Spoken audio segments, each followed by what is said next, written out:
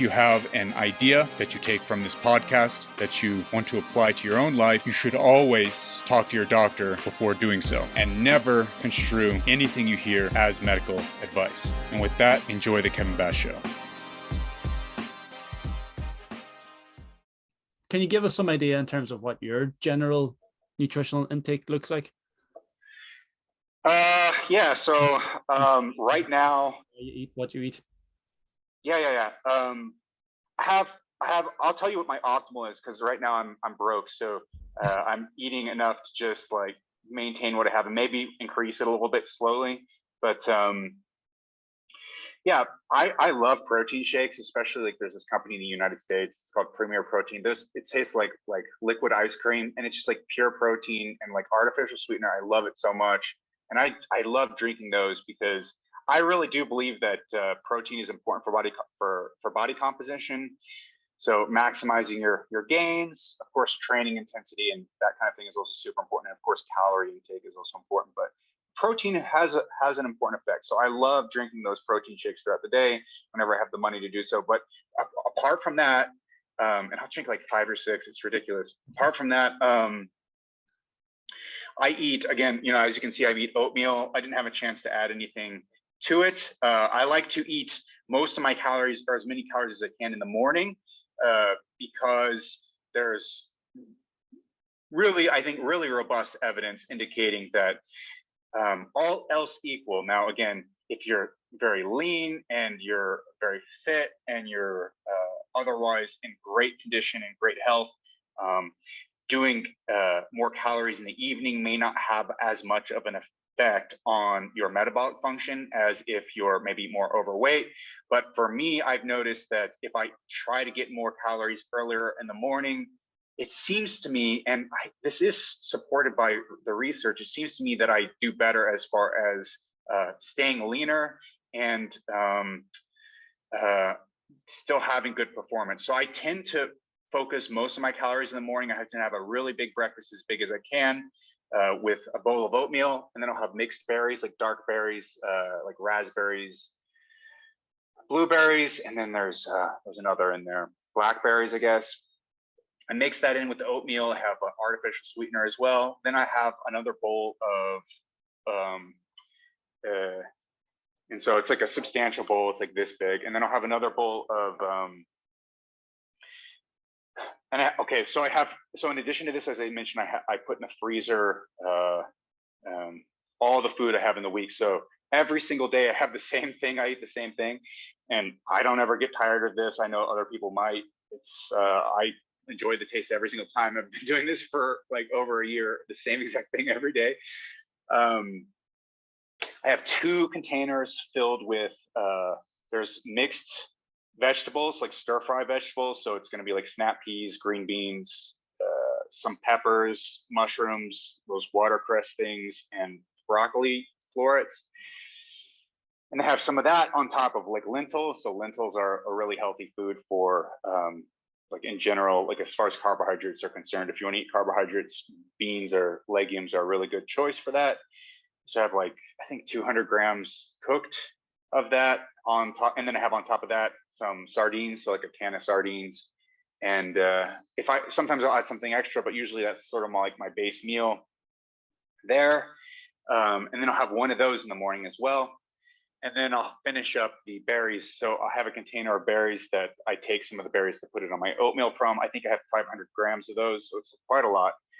And I finish that up as well. So it's a really big breakfast with berries, the vegetables, lentils, sardines, and then a big bowl of oatmeal. I have that early in the morning, as soon as I get up to start the day off. And also have like and so then from that point, I have 2 more containers. One is the same thing of the lentils, the vegetables, and sardines.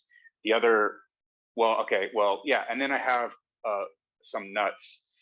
So then, based upon my physical activity for the day, I'll eat all of the nuts, so 100 grams of mixed nuts. I'll eat all of those nuts, and I'll eat the other container of, the beans, the vegetables, and the sardines. I'll eat the other container later in the day.